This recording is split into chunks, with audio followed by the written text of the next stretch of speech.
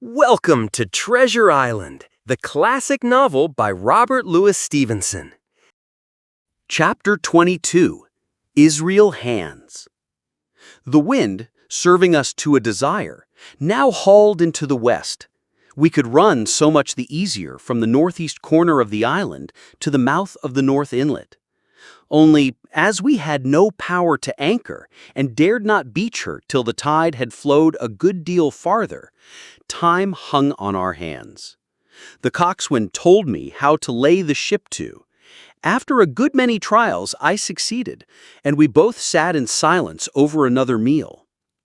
"Captain," he said at length, with that same uncomfortable smile, "here's O'Brien. Reckon you toss him overboard? I ain't fussed, don't blame myself none, but he ain't much of an ornament now, is he?" "I'm not strong enough, and I don't like the job, and there he lies for me," said I. "This here's an unlucky ship, this Hispaniola, Jim. There's a power of men been killed in this Hispaniola, a sight of poor seamen dead and gone since you and me took ship to Bristol. I never seen such dirty luck, not I. There was this here O'Brien now. He's dead, ain't he? Well now, I'm no scholar, and you're a smart lad, and to put it straight, do you take it as a dead man is dead for good, or do he come alive again?" "You can kill the body, Mr. Hands, but not the spirit. You must know that already," I replied. "O'Brien there is in another world, and may be watching us." "Ah," says he. "Well, that's unfortunate. Appears as if killing parties was a waste of time.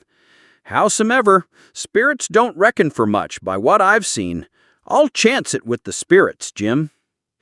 And now, you've spoke up free, and I'll take it kind if you'd step down into that there cabin and get me shiver my timbers. I can't hit the name on it. Well, you get me a bottle of wine, Jim. This here brandy's too strong for my head." Now, the coxswain's hesitation seemed to be unnatural, and as for the notion of his preferring wine to brandy, I entirely disbelieved it. He wanted me to leave the deck, so much was plain, but with what purpose I could in no way imagine. His eyes never met mine. They kept wandering to and fro, up and down, now with a look to the sky, now with a flitting glance upon the dead O'Brien. All the time he kept smiling and putting his tongue out in the most guilty, embarrassed manner, so that a child could have told that he was bent on some deception. Even a simple-minded child could have seen that Hands was scheming something. Yet I pretended not to notice, confident that I held the upper hand. Besides, with a dull-minded man like him, I believed I could easily hide my suspicions. Feigning calmness, I asked him, "Some wine?" I said. "Far better. Will you have white or red?" "Well, I reckon it's about the blessed same to me, shipmate. So it's strong and plenty of it. What's the odds?" "All right," I answered. "I'll bring you port, Mr. Hands, but I'll have to dig for it." With that, I went below deck, stomping loudly on the steps to make plenty of noise. Then I slipped off my shoes and crept quietly through the narrow gallery, climbed the forward ladder, and peered out from the bow. I knew Hands wouldn't expect me to watch him from there, but I was careful nonetheless. My suspicions proved true. I saw him gritting his teeth against the pane as he dragged himself across the deck. Each movement twisted his face in agony, yet he pushed forward at a determined pace. In half a minute he had reached the port scuppers and picked out of a coil of rope a long knife, or rather a short dirk, discolored to the hilt with blood. He examined it for a moment, clenched his teeth, and tested the edge against his palm. Then, hurriedly tucking the knife into his jacket, he crawled back to his place. This was all that I required to know. Israel could move about, he was now armed, and if he had been at so much trouble to get rid of me, it was plain that I was meant to be the victim. It was clear enough he meant to kill me. But what then? Would he attempt to drag himself across the northern inlet and through the marsh to rejoin the pirates' camp? Or would he try to fire the ship's cannon to summon his comrades for help? Yet I felt sure that I could trust him in one point, since in that our interests jumped together, and that was in the disposition of the schooner. We both desired to have her stranded safe enough, in a sheltered place, and so that, when the time came, she could be got off again with as little labor and danger as might be. And until that was done, I considered that my life would certainly be spared. While I was thus turning the business over in my mind, I had not been idle with my body. I had stolen back to the cabin, slipped once more into my shoes, and laid my hand at random on a bottle of wine. And now, with this for an excuse, I made my reappearance on the deck.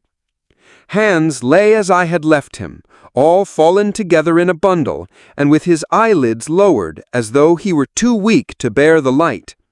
He looked up, however, at my coming, knocked the neck off the bottle like a man who had done the same thing often, and took a good swig with his favorite toast of "Here's luck." Then he lay quiet for a little, and then, pulling out a stick of tobacco, begged me to cut him a quid.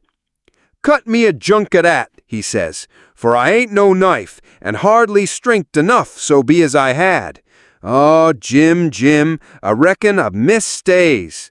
Cut me a quid, as'll likely be the last, lad, for I'm for my long home, and no mistake." "Well," I said, "I'll cut you some tobacco, but if I was you and thought myself so badly, I would go to my prayers like a Christian man." "Why?" he said. "Now you tell me why." "Why?" I cried. "You were asking me just now about the dead. You've broken your trust. You've lived in sin and lies and blood. There's a man you killed lying at your feet this moment, and you ask me why? For God's mercy, Mr. Hans, that's why." I spoke with a little heat, thinking of the bloody dirk he had hidden in his pocket and designed, in his ill thoughts, to end me with. He, for his part, took a great draught of the wine and spoke with the most unusual solemnity. "For 30 years," he said, "I sailed the seas and seen good and bad, better and worse, fair weather and foul, provisions running out, knives going, and what not. Well, now I tell you, I never seen good come of goodness yet. Him as strikes first is my fancy. Dead men don't bite. Them's my views. Amen, so be it. And now we've had enough of this foolery," he added, suddenly changing his tone. "The tide's made good enough by now. You just take my orders, Captain Hawkins, and we'll sail slap in and be done with it." In truth, there was scarce 2 miles left to reach the inlet, yet the passage was tricky, narrow, shallow, and with shifting winds from all directions. It would take skillful steering to make it through safely. I think I was a good, prompt subaltern, and I am very sure that Hans was an excellent pilot. Scarcely had we passed the heads before the land closed around us. "Now," said Hans, "look there. There's a pet bit for to beach a ship in.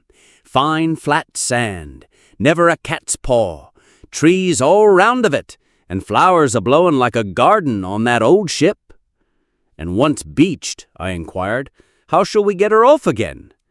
"Why so," he replied. "You take a line ashore there, on the other side at low water. Take a turn about one of them big pines, bring it back, take a turn round the capstan, and lie to for the tide.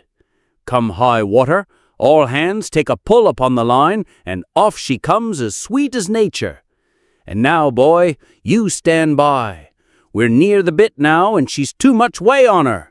Starboard a little, so. Steady, starboard. Larboard a little. Steady, steady." I put the helm hard up, and the Hispaniola swung round rapidly and ran stem on for the low wooded shore. The excitement of these last maneuvers had somewhat interfered with the watch I had kept hitherto. Perhaps I had heard a creak or seen his shadow moving with the tail of my eye. Perhaps it was an instinct like a cat's. But sure enough, when I looked round, There was Hans, already halfway towards me, with the dirk in his right hand. We must both have cried out aloud when our eyes met, but while mine was the shrill cry of terror, his was a roar of fury like a charging bull's. As I did so, I let go of the tiller, which sprang sharp to leeward, and I think this saved my life, for it struck Hans across the chest and stopped him, for the moment, dead. Before he could recover, I was safe out of the corner where he had me trapped. Just forward of the main mast I stopped, drew a pistol from my pocket, took a cool aim, though he had already turned and was once more coming directly after me, and drew the trigger. The hammer fell, but there followed neither flash nor sound. The priming was useless with seawater. I cursed myself for my neglect. Why had not I, long before, reprimed and reloaded my only weapons? Then I should not have been, as now, a mere fleeing sheep before this butcher. Wounded as he was, it was wonderful how fast he could move, his grizzled hair tumbling over his face, and his face itself as red as a red ensign with his haste and fury. I had no time to try my other pistol, nor indeed much inclination, for I was sure it would be useless. One thing I saw plainly: I must not simply retreat before him, or he would speedily hold me boxed into the bows, as a moment since he had so nearly boxed me in the stern. I placed my palms against the main mast, which was of a goodish bigness, and waited, every nerve upon the stretch. Seeing that I meant to dodge, he also paused, and a moment or two passed in feints on his part and corresponding movements upon mine. Well, while things stood thus, suddenly the Hispaniola struck, staggered, ground for an instant in the sand, and then, swift as a blow, canted over to the port side, till the deck stood at an angle of 45 degrees, and about a puncheon of water splashed into the scupper holes, and lay, in a pool, between the deck and bulwark. We were both of us capsized in a second, and both of us rolled almost together into the scuppers, the dead redcap, with his arms still spread out, tumbling stiffly after us. Blow and all, I was the first to foot again, for Hans had gotten involved with the dead body. Quick as thought, I sprang into the mizzen shrouds, rattled up hand over hand, and did not draw a breath till I was seated on the cross trees. I had been saved by being prompt. The dirk had struck not half a foot below me as I pursued my upward flight, and there stood Israel Hans, with his mouth open and his face upturned to mine, a perfect statue of surprise and disappointment. Now that I had a moment to myself, I lost no time in changing the priming of my pistol, and then, having one ready for service, and to make assurance doubly sure, I proceeded to draw the load of the other and recharge it afresh from the beginning. My new employment struck Hans all in a heap. He began to see the dice going against him, and, after an obvious hesitation, he also hauled himself heavily into the shrouds, and with the dirk in his teeth, began slowly and painfully to mount. It cost him no end of time and groans to haul his wounded leg behind him, and I had quietly finished my arrangements before he was much more than a third of the way up. Then, with a pistol in either hand, I addressed him. "One more step, Mr. Hans," I said, "and I'll blow your brains out. Dead men don't bite, you know," I added with a chuckle. He stopped instantly. I could see by the working of his face that he was trying to think, and the process was so slow and laborious that in my newfound security I laughed aloud. "Jim," says he, "I reckon we're fouled, you and me, and we'll have to sign articles. I'd have had you but for that there lurch, but I don't have no luck, not I, and I reckon I'll have to strike, which comes hard, you see, for a master mariner to a ship's younker like you, Jim." I was drinking in his words and smiling away as conceited as a cock upon a wall, when all in a breath back went his right hand over his shoulder. Suddenly, Hans flung something, a dirk, like an arrow. I felt a sharp pain in my shoulder. Without even thinking, I fired both pistols simultaneously, and both dropped from my hands. I saw Hans give a cry, release his grip, and tumbled headlong into the sea.